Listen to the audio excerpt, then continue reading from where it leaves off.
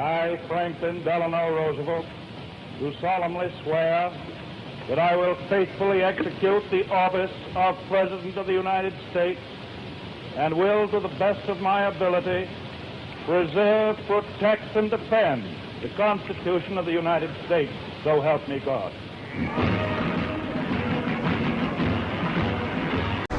Mr. Gorbachev, tear down this wall.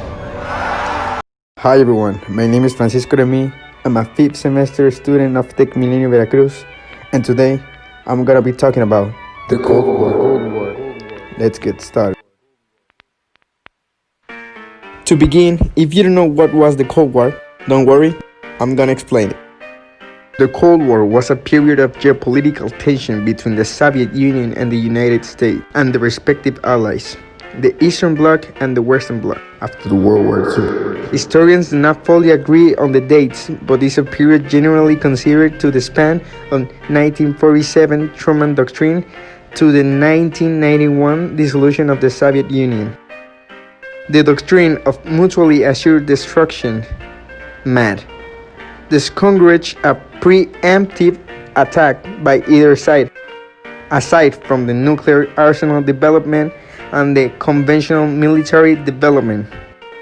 The struggle for dominance was expressed via indirect, which means such as physiological warfare, propaganda campaigns, espionage, far-reaching embargoes, rivalry at sports events, and technological competitions such as the space race. And well, I guess now you're thinking, but what caused this event? Well, the answer is kind of simple, so I'm gonna tell you.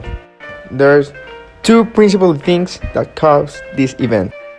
The main cause of this war was that both the Soviet Union and the United States wanted to impose their ideologies throughout the world. Also, another cause could be the Marshall Plan, which has as objective of North America present economic resources at low interest rates so that capitalist countries will be re-emerge after the Second World War. This did not please the communists of Joseph Stalin. And so as you may know, every action have a consequence. So why don't talk about the consequences that this event brought? Some of the consequences of the Cold War were the polarization of the world into two camps, the pro-communist and the anti-communist. This manifested itself as a weakening of the communist parties, of the end and elimination of the non-communist parties in the USSR. Also, the accumulation of weapons in the satellite countries of the power that after the end of the Cold War were redirected to the guerrilla movements and the civil wars. And the Soviet dominance over the Eastern European countries and the US interference in the internal politics in the other country was consolidated. And last but not least, the permanent threat of war favored that emergence of an international anti-war and anti-nuclear movements. And since everything that begins has an end, now I will talk about the end of the Cold War. Oh well, first let me show you an interview that I made to a friend of mine. Hope you enjoy it. Interview time. What countries were the world leaders during this period? What countries? I think it was Russia and United States. Why did countries who were allies during these wars become enemies afterward? Because they wanted to take the same territories as the others too. Where did the Cold War took place? The Cold War take place, I think, in Europe, America, and Asia. What opinion did the general public have of the Cold War?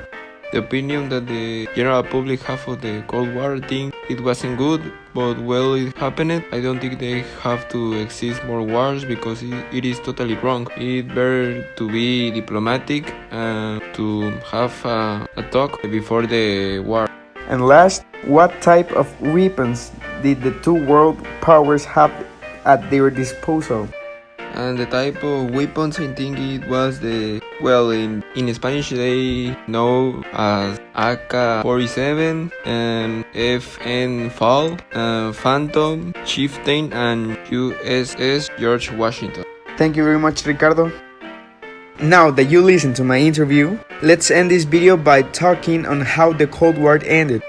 After the economic development of the 1950s and 1960s, towards the 1980s, both blocs suffered economic crises, interference in the politics of other countries, and escalation of arms consumed in a huge amount of resources and caused the crisis of both the US and the USSR. Some satellite countries of the Soviet Union began to express their discontent. In successive meetings, the leaders of both blocs, Ronald Reagan and Mikhail Gorbachev, agreed on the need to initiate a new model of international relations.